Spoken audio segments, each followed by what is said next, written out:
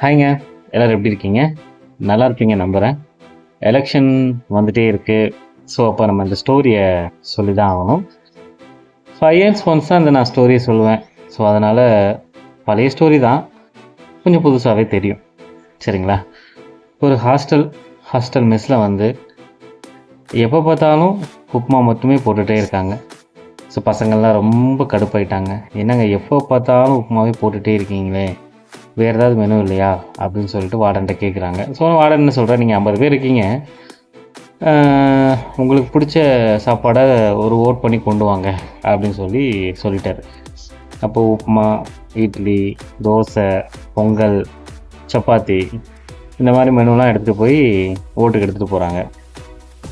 வழக்கம் போல் உப்புமா சாப்பிட்டு பழகி போன நாக்கு இருக்கும்ல, அந்த நாக்கு எல்லாமே ஒரு 12 பேர் உப்புமாவுக்கே ஓட் போட்டாங்க. 10 பேர் வந்து இட்லிக்கு ஓட் பண்ணுறாங்க, 8 பேர் வந்து தோசைக்கு, இன்னும் ஒரு 5 பேர் வந்து பொங்கலுக்கு, சப்பாத்திக்கு, இந்த மாதிரி ஒவ்வொருத்தவங்க ஓட் பண்ணிட்டாங்க. எண்ட் ஆஃப் த டே அதிக ஓட்டு யாருக்குன்னு பார்த்தீங்கன்னா உப்புமாவுக்கு தான், 12 பேர். ஸோ திருப்பியும் உப்புமாவே போட ஆரம்பிச்சிட்டாங்க. நான் என்ன சொல்ல வரேன்னு உங்களுக்கு கண்டிப்பாகவே புரிஞ்சிருக்கும். மக்களுக்கு நிஜமாகவே நல்லது பண்ணணும்னு நினைக்கிறவங்களுக்கு நீங்கள் வாக்களிக்கலாம். மக்களுக்கு என்ன தேவை அப்படிங்கிறத பார்த்து வாக்குறுதிகள் கொடுக்குறவங்களுக்கு நீங்கள் வாக்களிக்கலாம். புதுசாக வரவங்களுக்கு வாய்ப்பு கொடுக்கலாம். இல்லை இது வரைக்கும் ஆட்சிக்கே வராமல் இருக்கவங்களுக்கு என்ன செய்ய போகிறாங்க அப்படிங்கிறவங்களுக்கு நம்ம வாய்ப்பு கொடுக்கலாம். சரிங்களா?